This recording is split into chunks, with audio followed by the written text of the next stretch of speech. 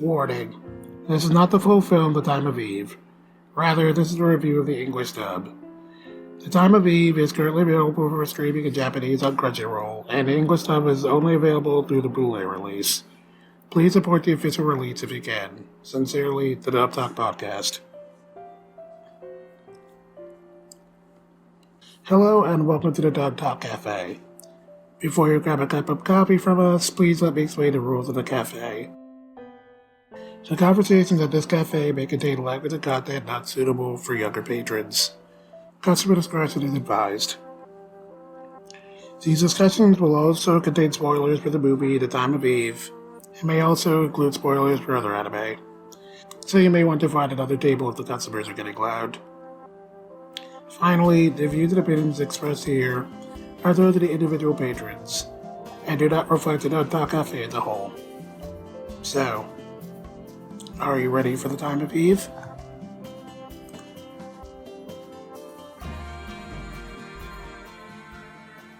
Hello, and welcome to Dub Talk, the podcast where a group of friends come together to talk about English subs for anime.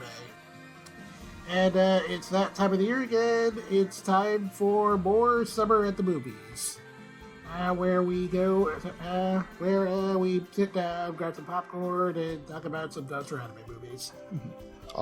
And also in this particular case, maybe a nice cup of coffee? Yeah, coffee's always good. Mm-hmm. Well, actually, I'm not really a coffee guy, more of a tea person, but yeah. Mm-hmm. To each their own. You know, although probably this summer heat, it's better to be drinking iced tea and iced coffee, so. This is true. But anyway, I'm Jet, and I'm joined here tonight by SpacemanHardy. Hello? Been a while since I've been on one of these. Yeah, and it's been a while since I've been on one with you. I honestly don't remember what the last one was. Yeah. It has been a while. Well, it's always good talking with you, man. Yep. Always. Yeah. So, anyway, we are here tonight to talk about the movie Time of Eve, which came out around, 2009. It originally started as a web ONA, which would release a new episode every few months. They were 15 minutes long, and they originally aired on Crunchyroll. But then in 2010, the episodes were condensed into a theatrical film version with a little bit of added extra content. And this version was the one originally brought to the States via a Kickstarter. And the dub we're talking about is interesting because this dub was technically a stretch goal. It was not intended to actually ever be made. The original intention for the Blu-ray release was just to put out the Blu-ray and maybe a fan book. But as they keep getting higher stretch goals, they got the dub, they got a fan book, they got the soundtrack CD, they got 2 additional OVAs unrelated to the movie added to the Blu-ray. It was just this massive thing. I do vaguely remember the Kickstarter. I also did remember the ONA, but I couldn't remember which one came first. Mm-hmm. I guess it was the ONA before the movie. And you can tell while watching the movie just how they're split up. You can tell, okay, this episode just ended, this episode just started. It's how the movie just plays itself out. You can tell where they merged everything. And so, it is a little episodic in points, but I think they edited it pretty well for the most part. Mm-hmm. Yeah, but I haven't seen this movie in the better part of a decade, probably more. Probably 8 years. It came out. It originally, I think backers got their DVDs or Blu-rays rather around late 2014. So about 8 years. It has been a while. This should be pretty fun one to talk about, and it was pretty fun to revisit. Mm-hmm. So, for those who have not seen this movie, here's a synopsis from A&N. Sometime in future Japan, androids have been involved in every aspect of people's lives. One day, upon checking his android's behavior log, Riku, a student, noticed his android's returning times have been odd recently. With his friend Misaki, they found out the place where his android Sammy has been visiting. A small cafe called Eve no Jikan, or the Time of Eve, for the purposes of this dub, where androids and humans are not seen as different. Upon talking with the people in the cafe and discovering more of Sammy's behavior, Rikyo changes his views about androids and treats them as friends rather than tools. At the same time, elsewhere in Japan, the Ethics Committee is trying to impose policies to reduce the involvement of use of androids in society. Which we never actually get to see. Despite the tail end of that summary implying that, big things go down, for the most part, this is just a very light, chill movie. Yeah. Which I kind of forgot about. Mm-hmm. Yeah. Well, it's like go ahead. It's like there is some conflict, but it's like pretty minimal. The whole film sort of acts like one big prelude to something big about to happen, but then it just ends. Yep. Yeah. But that's not a bad thing because we get to interact with the characters. It's not a big action sci-fi film. This is just something to relax to. Yeah, it's got a very chill vibe, which I remember digging, but like it had been a while, so I'd sort of forgotten exactly what went down this movie. So I was a little taken aback by like, oh yeah, this is just like really comfy, I guess. Mm-hmm. And it also has like a pretty nice, like it's a very small cast, but like they all leave a pretty decent impression, I'd say. Mm-hmm. So with that in mind, I guess we can go. I guess we can talk about that because since this movie does have a pretty small cast, it is mostly like the patrons at the cafe. I'm gonna take a cue from Tokyo Revengers and kind of just blow through the whole cast in one go. All right. Who do we have as our ADR director and scriptwriters? For our ADR director, we have good old Michael Nicholas, who has done such stuff as Cyborg, as 00 Re-Cyborg, the Berserk Golden Age trilogy, and Mobile Suit Gundam The Origin. And on the ADR script, we have a person by the name of Adam Modiano, who has done scripts for such shows as Psychic Wars, Gundam Seed, and Napping Princess. So, in case you're going to tell by that, this is an NYAV post-up. Isn't it always? Yeah. Well, they do good work. Oh, yeah. Well, I mean, I think the reason they were chosen because An, who ran Pied Piper, was good friends with Michael Center Nicholas, so they sort of worked things out. Because, again, there was originally no intent to make an English dub, but then the campaign did so well that they were finally able to put one together. So, kind of a happy situation. Yeah, that is not terribly surprising. Michael Center Nicholas seems like a very well-connected person. Mm-hmm. So, anyway, going into the cast, I guess I'll go down in reverse order. First, we have THX, which is the android belonging to Misaki. It was his companion when he was a child, but after a while, it stopped talking to him. Originally, he did not know why, but he found out when he was older that it was because his dad, who is part of the ethics committee, told THX to never speak to him again because it saw that they were getting too close to each other.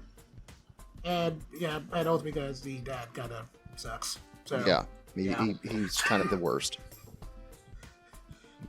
Yeah, and he's a robot racist. Yep. Mm-hmm. And then we have Kataran, who is an android who, unlike a lot of the other androids in this show, just looks very, very much like a robot. Tries to pass himself off as human, and hilarity ensues. Mm-hmm. Also, tears will be shed. Yes. Then we have Centauron, who is kind of like a very mysterious patron, who seems to be observing the shop for reasons we never quite learned in full. Mm-hmm. He's a bit of a double agent. Yep. In fact, there's speculation that we don't even know if he's himself an android or not because we never see him outside. The only ever times we ever see him are in the cafe and with his boss, which we don't know if halos are disconnected in that room either. So it's an air of mystery about him. Yeah, this is true. Mm-hmm. And then we have Shibe and Chie, who are like an old man and a child, like, who are always together at the shop. And we find out later that Shibe is specifically Chie's robot caretaker and serves as her adopted parent. Yeah. He's a grandpa bot. Yeah, very nice grandpa bot. Mm-hmm. And then we have Koji and Rita, who are a pair of lovers, who we later find out that they are both robots, but neither of them actually knows that the other is a robot. Mm-hmm. And they both have very interesting professional lives. Rita turns out to actually be a robot bodyguard, and Koji is a male sex bot.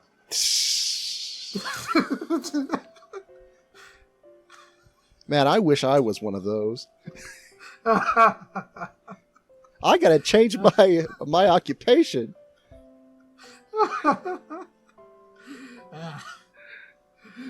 And next we have Akiko, who is like a very friendly girl from the shop. She seems very peppy and like outwardly human, but she also turns out to be an android, and she's kind of big influence on Rikuo, realizing that like robots may be more expensive than he kind of took for granted at first. Mm-hmm. And then next we have Naki, who kind of runs the cafe. Very nice, very sassy, fun character. Mm-hmm. But she has like the biggest backstory in the entire movie, and you don't even find out until the end credits. Yeah. I forgot those end credits were there. I was just kind of like, I was literally about to close the movie, and I was like, I wonder if there are end credits for some reason, and that turned out to be a very smart decision. Mm-hmm. Yeah, and if you go deep diving, there's tons of lore outside of the movie that you would never expect. That's amazing. Mm-hmm. And then getting into our leads, first we have Masakazu Misaki. He's Rikuo's best friend, and he's kind of a very down to earth kid. But compared to Rikuo, he's a little more cynical towards robots, and kind of worried about Rikuo like not knowing how to keep his distance. But that's kind of because Masaki has his own issue with robots, as we kind of mentioned with THX. And he kind of has trouble trusting in robots himself because of that. And then lastly, we have... Actually, I kind of messed up. I accidentally skipped over Sammy, who is Rikuo's robot, and the reason that Rikuo actually discovers the shop in the first place because he decides to go looking for her. She's very quiet and shy, and is kind of uncertain what to do about her relationship with Rikuo, and like kind of having his approval on things. Mm-hmm. There's also a whole lot of backstory regarding her that isn't present in the movie. Like, you have to go deep diving for it. It's really intriguing, actually. It's about that. It's not surprising. Mm-hmm. And then lastly, we have Rikuo Takisaka, a quiet high school student who, as we mentioned, One day he decides to look into what his robot Sammy is doing, and ends up discovering the cafe, and kind of begins to take an interest in it and like all of the patrons there. He also has a deep, dark backstory as well. Yeah, he used to be a piano player, but one day he lost to a robot in the competition, and he's kind of like been a little bitter about that ever since. He didn't even lose to he won the competition, but the robot just played better than him. It wasn't the robot wasn't even in the competition. It was more like oh, by the way, let's show you what this robot is capable of. And he sort of like lost the drive. Like, what is it all mean? What all the effort that I put in, is it all for nothing? And so, yeah. Deep lore. Lots of deep lore. Okay, and getting into who plays these characters, for the access, we have Casey Modulo, who has played such characters as Chris and Cinderace in Pokemon Journeys, Sho Suzuki in Mob Psycho 100, Cody in Phantom 5 Princess, and Shinji Ikari in the VSI dub of Neon Genesis Evangelion. Playing Kateron, we have Xian Shimble, who's played such characters as Ryo and Amidamaru in the 2001 version of Shaman King, Dr. Crowler in Yu-Gi-Oh! GX, Lucario in Pokemon, Lucario in the Mystery Mew, and of course Son Goku in the Dragon Ball franchise. Playing Sammy, we have Elizabeth Boyle, who you would know by other names and is a person who has done a lot of anime work. But as far as this name goes, this is the only work she has done under this particular name. And we're going to respect the alias. So, yeah. For all intents and purposes, this is the only credit with this name. Continuing, playing Chie, we have Alice A. Johnson, who there are no other particular credits attached to this name that I can find, but like this is clearly a child actor, so yeah, this is literally their only role. Yeah. Continuing, playing Shime, we have George C. Cole, who's played such characters as Wabu in JoJo's Bizarre Adventure Season 1, Captain Blue in Beautiful Joe, Cat Bell in Last Exile, and Razor in Hunter x Hunter 2011. Playing Rita, we have Lisa Ortiz, who's played such characters as Leon in Battle Game in 5 Seconds, Daphne and Arte, Tao Jun in both versions of Shaman King, and Lena Inverse in the Slayers franchise. Of course. Playing Koju, we have Derek Stephen Prince, who's played such characters as Katie Tsudoji in Digimon Adventure 02, Itmon in Digimon Tamers, Grumblebot in Digimon Frontier, and Iggy in JoJo's Bizarre Adventure Stars Potatoes. Did you skip over Setoru? Did I? Yeah, I'm sorry, like, the text on my phone is pretty small. Okay. Playing Setoru is Patrick Seitz, who has played such characters as It Is I, Dio Brando in JoJo's Bizarre Adventure. You were expecting another actor, but it was I, Patrick! Ishin Kurosaki in Bleach, Wolfgang Grimmer in Monster, and JP in Redline.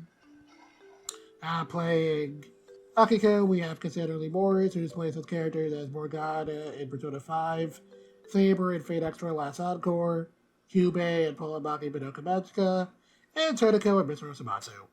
Playing Nagi, we have Stephanie Plichet, who's played such characters as Orihime Inoue in Bleach, Usagi Tsukino, aka Sailor Moon in Sailor Moon, Nui Harime in Kill la Kill, and Cream in Tiger and Bunny. Playing Masaki, we have Michael Tsuda Nicholas, who's played such characters as Kai Shishio and Gao Gaigar, King of Braves, Juicy Matsu and Miss Rosamatsu, Horo in both versions of Shaman King, and Zelos in Slayers of Evolution and Evolution R. And then lastly, for Rikuo, we have Yuri Lowenthal, who... Okay, look, even if you don't watch any anime at all, I'm pretty sure you have a decent idea of who Yuri Lowenthal is. He's Spider-Man. But yes, he is the best Spider-Man. But he is also Seymour the Digger in Gurren Lagann, Shinra Kishitani in Durarara, Shoten Galax Dino, and Deadbeat Dad, aka Sasuke Uchiha in Boruto's dad. Sorry. Is that a grog? No. I was quoting Sasuke. Yeah, sorry. Sorry for committing so many war crimes. My bad. We good?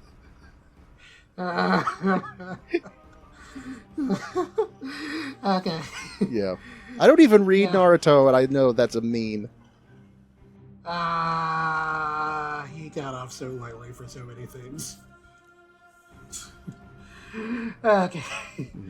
Alright, I guess going down because I think we can probably start with Theatex and Counteron. Yeah. You mean Tex? Oh, yeah, Tex. Yeah. I was actually surprised that Casey Mongillo was in here because I did not know they had started their acting career as early as 2014 because they've only sort of just recently been in a whole lot of projects, but this was very fitting for Tex. I know Casey has a voice that lends itself to these sort of, I don't want to say androgynous, but sort of, gender neutral, I would have to say. And very fitting of of this sort of service bot that that doesn't really belong to anything. So it's just I get what you're saying, but I like the performance a lot, even though Casey doesn't get like a whole lot of speaking lines because Tex was, as we mentioned before, was kind of forced not to talk by asshole dad. Yeah. But Casey does a really good. Casey does a really good job of kind of getting Tex's emotions across in like the very few scenes where they do get to speak. Mm-hmm. And you get the sense that they really do like care a lot about Masaki and like wants to help him with like everything he's going through, but it's like, but also has to not take off his dad in any real way and trying to manage that. Yeah.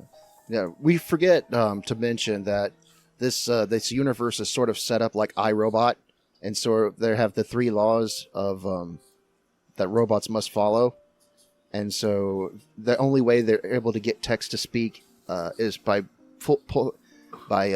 creating a loophole in which they make themselves believe that Masaki is in danger, and I think that was one of the more emotional scenes in the film because it really brings home, what is the difference between a human and a robot, because a human can they don't have to break the rule.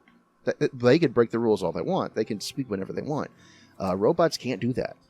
And so they have to find some sort of way to get around that in order to bypass it. So, but yeah, I really enjoyed Casey's performance in this. And I'm going to be saying that a lot because I think I've enjoyed pretty much everyone's performance in this. So. But the whole, I think this time is actually, it's incredibly well. Mm-hmm. Not surprised it's just an NYV post, but yeah. Moving on to Kataran, if we're okay, I think his was my favorite performance in the show. I gotta be real. Until I glanced at the credits, I had no idea that was Sean Schemmel. I could hear it once I saw the name attached to it, but if you had told me it was someone else, I would have believed you. People forget how massive of a range he really has because everyone's so used to hearing him as Goku. And but I mean, if you go back into his back catalog, he has done voices you would never believe are his. I mentioned a lot of those 4Kids rules for a reason. Those are kind of where he got to flex his range a lot. Yeah, but I believe the part with Kataran was probably the most emotional moment in the entire film for me, because this is a robot who had just been illegally dumped by his family and had his memory wiped, and And all he wanted was for someone to remember his name, which he couldn't even remember. So yeah, that whole sequence was really sad, and I thought that John did a good job of getting the tragedy of that across while, still maintaining the super robotic voice. And that's not a particularly easy thing to pull off, but I thought he did that well. Mm-hmm. And even leading up to that, I thought he also did pretty well with a lot of the comedic beats. He got the timing down pretty well for a lot of jokes pulling up to obviously a robot and trying to drink a cup of coffee. Yeah. I think the writing during that segment was done exquisitely well as well, because it had a lot of wordplay, because he'd be recording. He's like, this is the character this is the person who is 8 years old and taller than I am. Does not compute. That's great. He's like, she's going, I'm a cat. He's like, she is a cat. Does not compute. That was great. That was a real riot there. And even putting aside the punchline, I think in general this movie has a better sense of humor than I would have expected from something like this. But it really doesn't do punchlines well. Mm-hmm.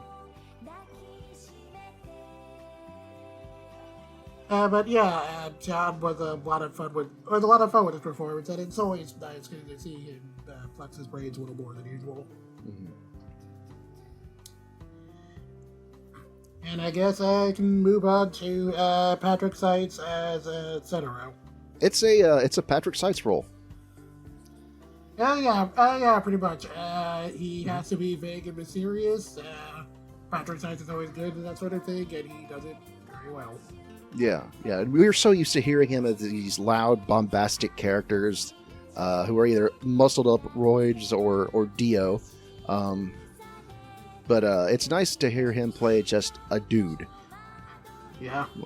A chill, kind of mysterious dude. That's basically all that it is. I do like that he does get some occasional good banter with Ryu. With Rico and Misaki, kind of, maybe getting them to kind of tell their perspective a little bit. I think that Patrick does a pretty good job with that. I really like the line that he says. I don't know if this is ad-libbed or not, but he notices Misaki giving him the eye, and he goes he calls him Blade Runner. Oh yeah, I noticed that line. I was like, okay, yeah, that totally had to be just a line they threw in, and that was great. Yeah. It's like, what you staring at, Blade Runner? That was great. Mm-hmm. But yeah, I thought that Patrick Seitz did a solid job here. Mm-hmm. And then moving up the list, Elizabeth Royal as Sammy. I liked this performance a lot. It was definitely interesting getting to hear this actor do a quieter performance than usual. Mm-hmm. Well, it's interesting with Sammy is that she has this sort of dual personality when she's working with Rikuo, and she's very robotic. Naturally, she's a robot, so very quiet and to the point, and carries out her orders to the best efficiency. But then when she's at the cafe or when she's not around Rikuo, she's able to let her inner human sort of flow through her. She's able to relax and be more of a girl. And which shows her putting up her hair, and shows her just checking her, combing her hair in the mirror and everything like that. And it's nice to see the duality in the performance here, because you could definitely tell her voice lightens up when she's able to be happy. I thought that Elizabeth did a really good job with the contrast there. Really good robotic voice during the scenes where, she's just around Rikuo's house, kind of having to put up the act. And then contrasting that to the cafe where, she's a lot more she's a lot more expressive, kind of shy and awkward, and not really not always really knowing how to act around other people, and especially like have to do with Rikuo and all like the issues he has. And I thought that Elizabeth did a really good job of like getting that contrast across really well and making Sammy a very likable character. It was a very nice performance. Yeah, Duke was kind of expecting Sammy to maybe have like a little more to do, given she's kind of like the trigger for this whole plot. But I guess you know, hers is the face on the box if you have the collector's edition. So yeah, I guess maybe if we had got more of this, he would have had more of a role. But alas, this is what we got. Mm-hmm.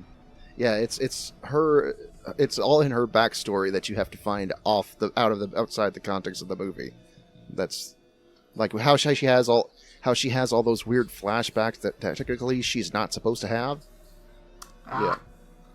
Sounds like a fun bit of mystery that would have been nice to add to the movie, but you know, runtime, I guess. Mm-hmm. Moving up the list, Shimei and Chie. Gotta say, right off the bat, I thought, I mean, obviously, you know, we're doing with an actual child here, so of course, they would do a pretty good job acting like a kid, but I really liked how it's just like running around making cat noises. That was a lot of fun. Mm-hmm. Very, very simple performance. Not asking too much. Just cat noises and just ramblings of a 4-year-old. So. Yeah, I thought she made that sound very believable, and it really added a nice bit of flavor to the dub that I think you might not have necessarily gotten if you just cast a regular actor there. Yeah. So it's one of those cases where I think going for a child actor worked out for the best. Yeah, I know that NYAC likes to use child actors whenever they possibly can. They have a long storied history of it. Yep. Yeah. I mean, it doesn't always work out necessarily, but it's nice when studios are willing to take a risk on that. Mm-hmm. And then George Cole Ishime, it's kind of a fairly typical old man performance for him, but I liked it a lot. It's Grandpa Bot, man. You gotta love. He sounds like a very kindly grandpa. Yeah, you gotta love Grandpa Bot, man. No, I like. We're all supposed to remember that the rules of the cafe is that you're not supposed to differentiate humans between androids, and yet in all the episodes, everyone keeps going around breaking the rules behind Nagi's back. So, and so Shimei's like, don't let her see us talking. I can't let her because Shimei's in a position to where every few weeks he has to go and get maintenance done, and he can't let Chie know that he's a robot. So. Yeah, so he has to leave her there on her own at the shop while he goes to do that. Mm-hmm. Which brings me to the question: if he's her caretaker, she would notice that he has a halo on the outside the cafe. I suppose, but I mean, also small child, so maybe like she doesn't think much of it yet. Or maybe because he's a grandpa bot, meant specifically, he might not have a halo. So, it's because they did mention in the movie that they were sort of an experiment. Yeah, that is possible. Mm-hmm. But either way, I thought that George did a good job here. Sounded very kindly in all the scenes he was in. Mm-hmm. Had some good banter with like some of the other patrons. Mm-hmm. And you can tell through his delivery that he was like clearly very concerned with TA and like trying to do the best for her. I kind of wish we maybe like got a little more of like the history between those two, but like for what we got, I thought they made a nice duo. Mm-hmm. Yeah. You could say that that about the history behind these characters for pretty much all of them, because it is just 6 15-minute shorts, so we really don't even learn much of a history behind, except for our main two leads. So, like I said again, everything is covered outside of the film in the extended lore. So you have to go hunting for it. This film is kind of like laser focused on our leads. Mm-hmm. So, next we've got Koji and Rina, which very interesting pair. I really did. I really did appreciate how they handled that particular twist. Yeah. Because leading up to it, you're thinking like, okay, Koji's really human and Rina is just like a sex bot. Yeah. Which that is a very different role that you hear from Lisa Ortiz. I don't think I've ever heard her being this low, because she's usually you get the the Lita inverse voice, and it's all high and high pitched, and this was completely different from what Lisa is usually known for playing. I've heard her do the low voice a couple of times before, but maybe not this low, and usually not with like an older woman, so that was interesting. Mm-hmm. I thought that she did a pretty good job playing that up. And also just like as a random aside, like, I know that boob jokes in anime can be a very hit or miss thing, usually more miss than hit because it's usually done very terribly. But in the case of this particular movie, I do think the way they did that was actually pretty funny. Yeah, the way that Masaki keeps giving Rikuo hard, he's like, if you do it again, I will slap you. And then he does it again and he slaps him. I also appreciate like the very dramatic music as he's like trying not to stare. Yeah, but of all the roles that I could think of for Derek Stephen Prince to play, the male sex bot is not the first that comes to mind. It is a very different Derek Stephen Prince performance. Like, it's not the first time I've seen him do something on the quieter end, but it is even more quieter than that, I would say. Oh yeah, both of these actors are playing much more quieter than their typecasts usually put them in. So it's refreshing to see.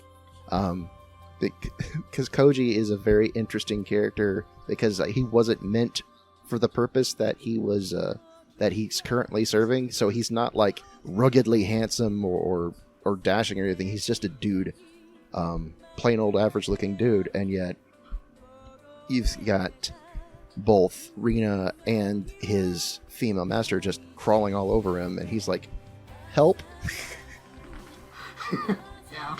Yeah. You can tell he's like not quite sure what to do about the situation, and it's not helping that Rico is just kind of like out there making things work for him. Mm-hmm. I thought that Derek did a pretty good job of kind of like getting the awkwardness of this character across pretty well, and like him not really knowing what to do between the relationship he wants to have and also like, I guess, keeping his master happy. Mm-hmm. I thought that like out of all the side, all the side patrons, the Stu had like the most interesting story, and I would definitely like to see more and where that particular one goes. Yeah. Hey, and we move on to the hyper one. Cassandra Lee Morris's Akiko. Always nice to hear Cassandra Lee Morris in things. I guess this must have been like maybe. Okay, no, this would have been after she moved to LA. But I guess this was maybe like early in the LA side of her career. Yeah, this was dubbed around 2013 and released 2014. So. Yeah. Because I think like the last thing she did over in like New York was maybe like Yu-Gi-Oh! 5Ds or something. Well, that wasn't this dub wasn't necessarily dubbed in New York. It was just because I think NYAV has an LA studio, I believe. They do. I was saying this was probably like after she moved to LA. I bet. Okay. I thought Cassandra Lee Morris did a good job here.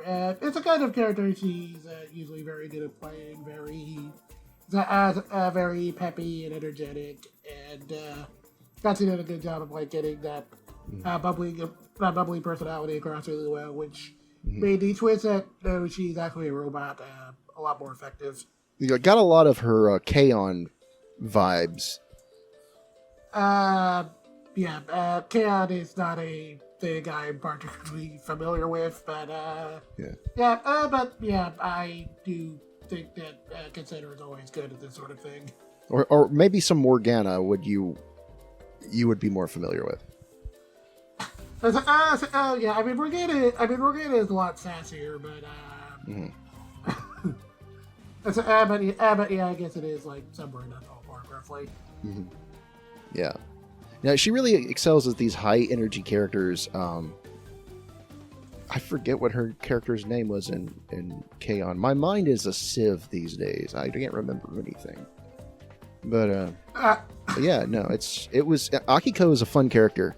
I wish we could learn more about her because apparently she belongs to someone in the school that the two boys go to. But yeah. And we also see that she's probably like out of all the robots we encountered in this movie, probably like treated the most terribly. So yeah, there is definitely a lot of story there. Yeah. You can tell that when she's at school, how she acts all cold and robotic around the boys like she's meant to. But then as soon as she knows that they have their backs turned, she snickers. Oh, yeah, that was great. Yeah. It was a pretty fun performance. Mm-hmm. Again, kind of wish we could have learned a little more about this character, but again, that applies to a lot of the cast here. Mm-hmm. It's in the extended lore.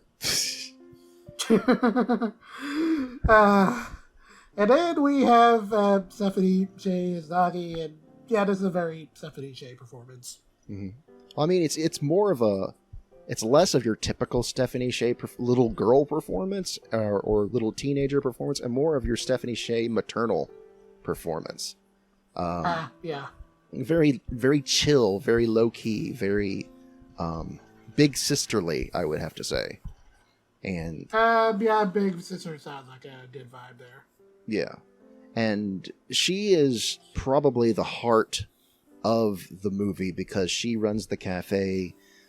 She is just this giant, big ball of empathy to any and everyone, regardless of whether they're human or robot.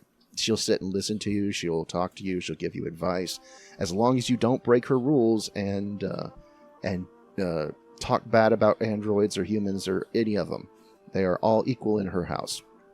And I really like that Stephanie brings a warmth to her, to this character. And again, it's ironic that Nagi has the biggest backstory of all the characters, and yet it's only shown in still images in the credits.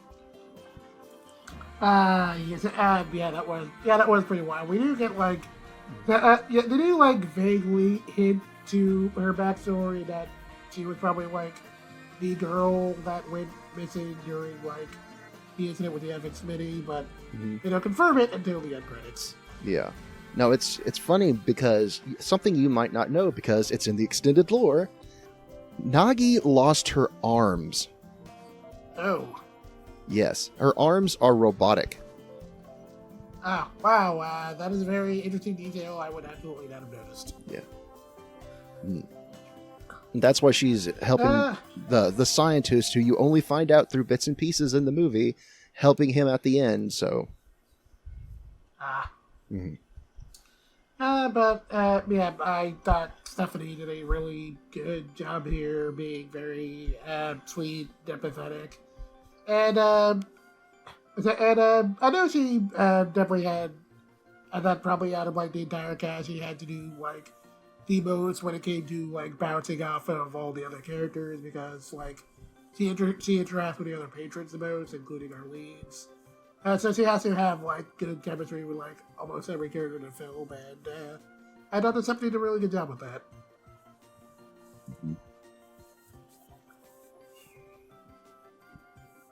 So do we move on to our two male leads? Yeah, I guess we could start with Michael.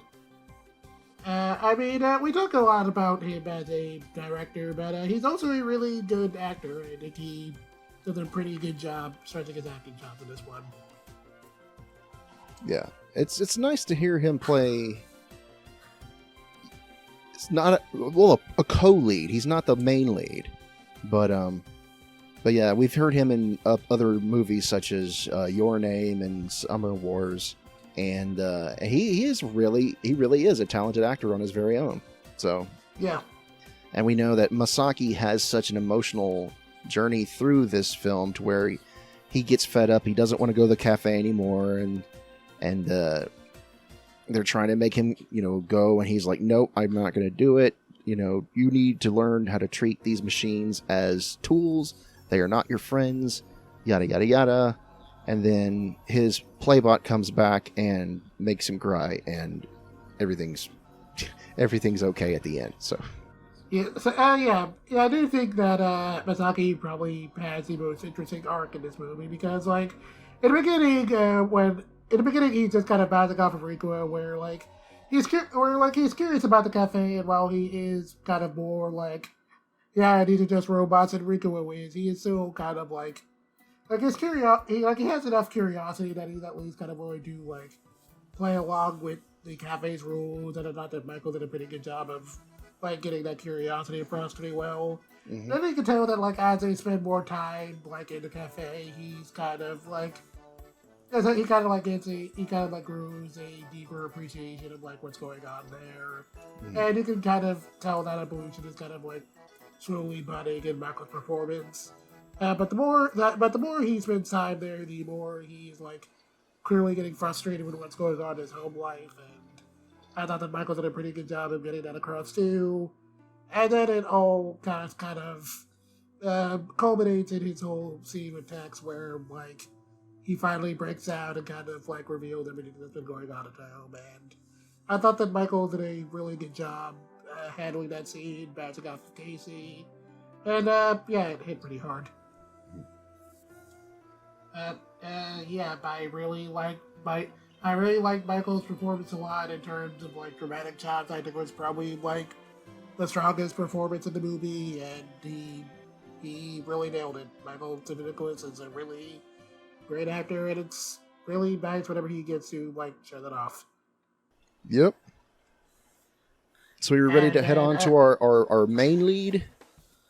Contrasting that with Yuri Lowenthal, this is a bit more subdued than what I would usually expect from a Yuri Lowenthal performance. I mean, it's only the first time he's done this sort of thing, but usually he's either your kind of showing an action lead, or your superhero equivalents your Ben 10s or your Spider-Man. Mm-hmm. Or, he's the brooding, or either that, or he's the brooding angry guy, Sasuke. Mm-hmm. So it is kind of interesting seeing him play a kind of quieter, a little more awkward dude. Yeah, just a dude. Not a superhero, not a ninja, not anything, just a dude. Yeah. It was kind of interesting that it's kind of a little interesting that he was even cast in this film to begin with, because he was so in he was so in anime decent about at the time, but it was also around the time where he was kind of beginning to make a bit more of a name for himself in the Western animation sphere. Right. So it was just kind of oh wow, they actually got Yuri Lowenthal for this. Mm-hmm. And he's continued to pop up in NYAV Post stuff, so I guess him and Michael are good friends. Mm-hmm. No, I think he's still in anime. He recently reprised his role as Barnaby in Tiger and Bunny 2. Yep. Mm-hmm. Yeah, it's nice hearing Yuri play just sort of a dude and not have to ham it up or act like a joker or anything. So I'd have to say that in general, this entire cast has been just good. They've all been good. Yeah.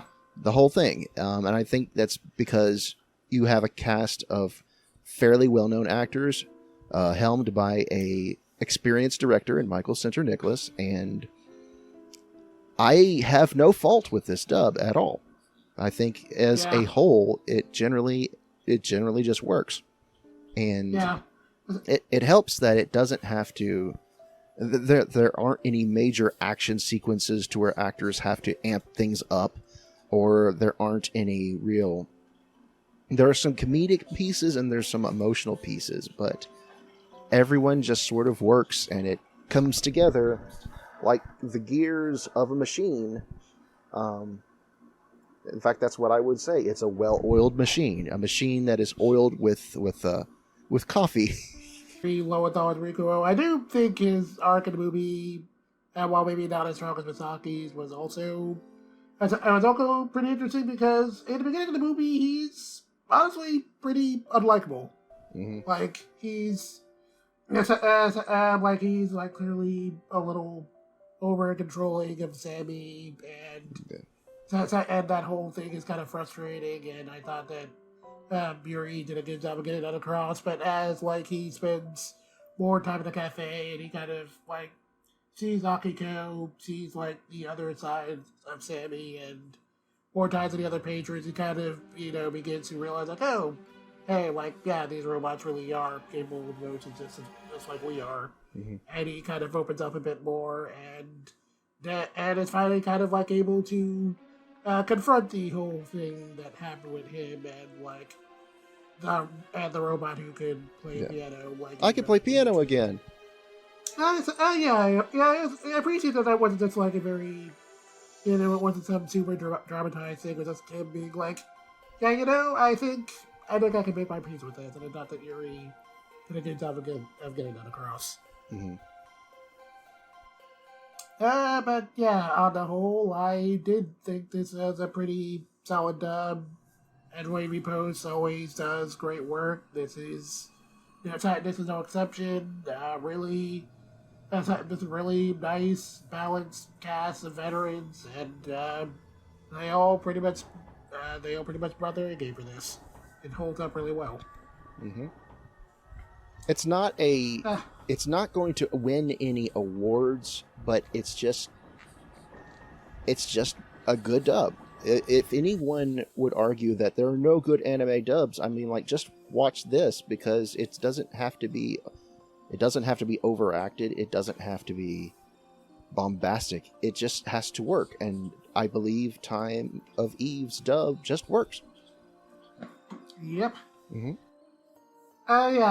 And on the whole, I enjoyed going back to this movie. I mentioned before, it was a lot more low-key than I remembered, but that was kind of nice in its own way. Yeah. It was charming, it was funny in places, and it was pretty heartfelt, and I really enjoyed my time here. Again, I wish a lot more of I wish more of this existed than it currently does, but mm-hmm.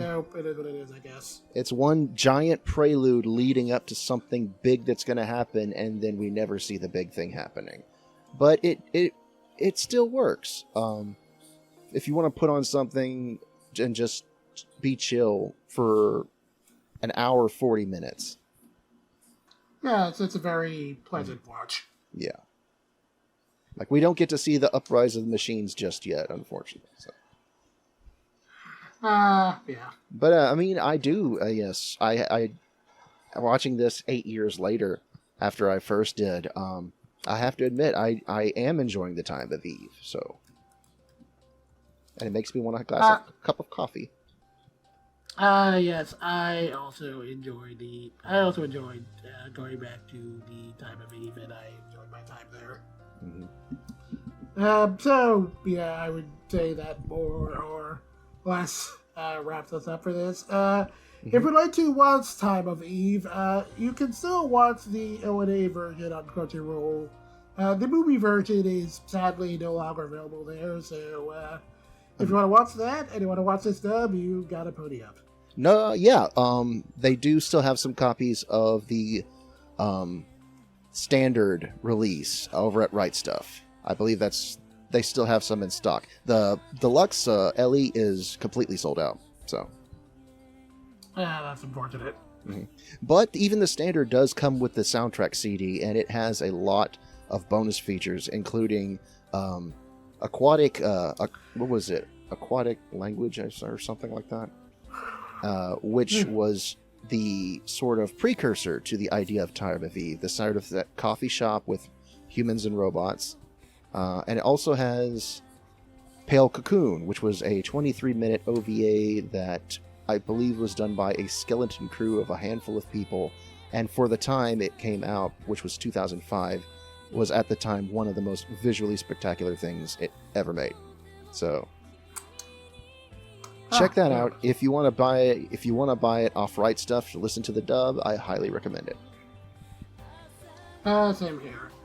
And if you'd like to follow anything that we do, we are the Dub Talk Podcast. You can find us on Twitter, Instagram, Tumblr is still dead. And of course, we have new episodes going up every Friday on YouTube, Spotify, Podbean, etc. iTunes. Yeah. Yep. Yeah. And also, we also have a Patreon page if you'd like to help us out there. And including, here are our patrons from $5 tier. We have Megan's mom and dad, Michelle Travis, Nico Robin with Wikiawi Hands, and Victor May Baroda. And our $10 tier, Anthony Brown, Carly Leistokow, Crimson Echidna, Jacob Wilson, Jared Hawkins, Julia W., Marissa Linty, and Otaku Anthony. Thank you all so very, very much. Thank you. Hey, and before we go tonight, Hardy, where can the people find you? You could find me on Twitter at SpacemanHardy. I've been laying pretty low lately, just retweeting a lot of artwork that I like and just watching the world fall apart. So, but trying to keep a positive spin on things. Yeah. I just gotta try to stay positive. Yeah. As for me, you can find me on the Twitters at Divine Nega, where I will also be retweeting art occasionally, and usually talking about like anime news, movie news, or like whatever is going on, I guess. You can also find me on another podcast today, where we usually talk about anime news alongside Phone Dumb Talk host Andrew. And you can also find me on Aiden writing things occasionally. And yeah, I think we're more or less done here. This was a lot of fun. Thanks for joining me, Hardy. Yeah, absolutely. We need to do this again. Yeah, definitely need to do another episode again sometime soon. But yeah, thanks for joining us tonight, everyone. And until next time, we're talking one. I hope you've enjoyed the Time of Eve.